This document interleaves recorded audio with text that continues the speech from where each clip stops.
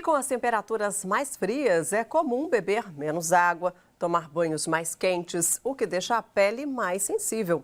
Sobre esse assunto, eu converso com a dermatologista Sabrina Negro. Boa noite, doutora. Quais são as dicas, então, para manter a pele hidratada no inverno? Boa noite, Valéria. Vamos falar um pouquinho então de pele no inverno, né? Uma época do ano onde normalmente a pele ela sofre um pouco mais, justamente por conta das altas temperaturas dos banhos e também pelo alongamento, né, do ato do banho. Acaba que a gente fica um pouquinho mais no banheiro, a gente aumenta a temperatura e tudo isso acaba contribuindo para a desidratação da pele. Então a gente vai tentar fazer com que os banhos sejam mais breves, evitar buchas, né, para esfregar e também tentar, dentro das possibilidades, diminuir um pouquinho a temperatura do chuveiro, além, é claro, de hidratar a pele após o banho. Por que os dermatologistas não gostam muito de bucha, né? Qual que é o Na problema? verdade, a nossa pele, ela tem uma hidratação natural que é uma proteção, é uma camada de proteção da interface do ambiente, das bactérias, enfim, de todos os fatores agressores.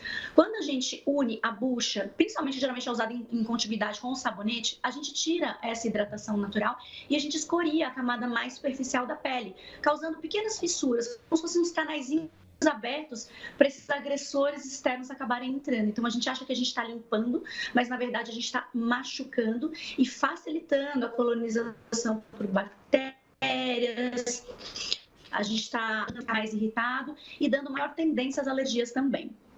E isso vale para aquelas esfoliações, né, que as pessoas fazem no rosto também?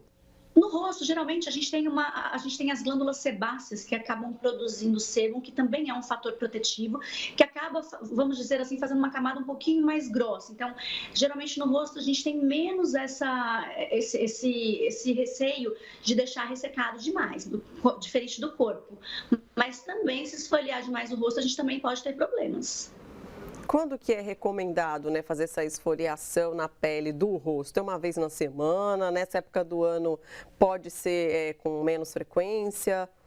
Na verdade, é muito individual, depende muito do tipo de pele da pessoa, porque as peles elas não são iguais, elas não têm a espessura igual. A gente tem uma camada mais superficial, que chama camada córnea, que varia muito de um indivíduo para o outro. Tem gente que tem pele mais grossa, tem gente que tem pele menos grossa, então precisa da indicação do dermatologista para fazer essa esfoliação. Não é simplesmente começar a esfoliar porque quer ter a pele mais fina.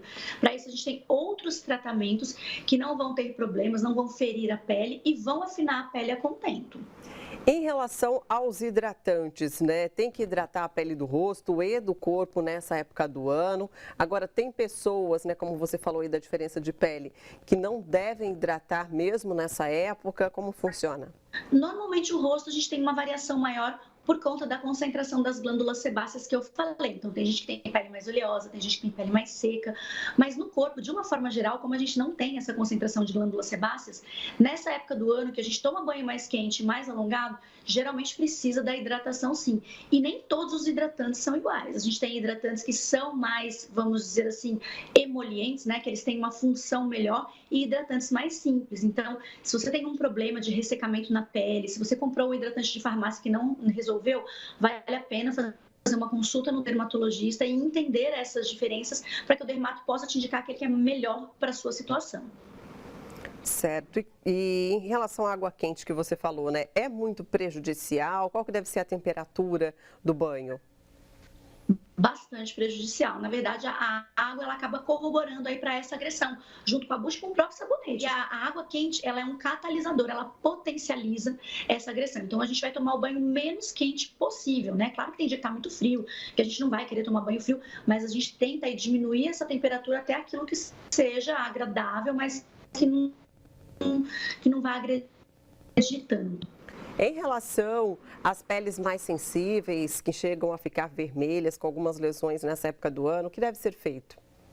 Então, pacientes que têm eritemas persistentes, né? Aquela pele que fica vermelhinha, que forma bolinha, que coça, ou às vezes até que fica com rachaduras, devem consultar um dermatologista, porque muitas vezes a utilização de hidratantes que o vizinho prescreveu ou que viu na farmácia podem até piorar por conta do cheiro, por conta da cor. Então, precisa usar hidratantes adequados e, às vezes, até medicamentos, corticoides, que aí tem que ser o médico para prescrever mesmo. Em relação à quantidade de água, nessa época do ano a gente tende a tomar menos água, né?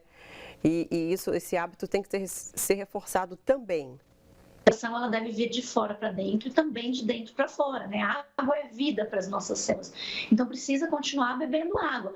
Já que agora a gente não tem calor, a gente não transpira tanto, nem que a gente se coloque uma meta, vou beber 5 copos de água por dia, 1,5 litro, enfim. É individual, mas a gente tem que se forçar a tentar fazer essa ingesta assim. Muito obrigada pela participação no SP Record. Uma ótima noite para você. Obrigada, boa noite para vocês também.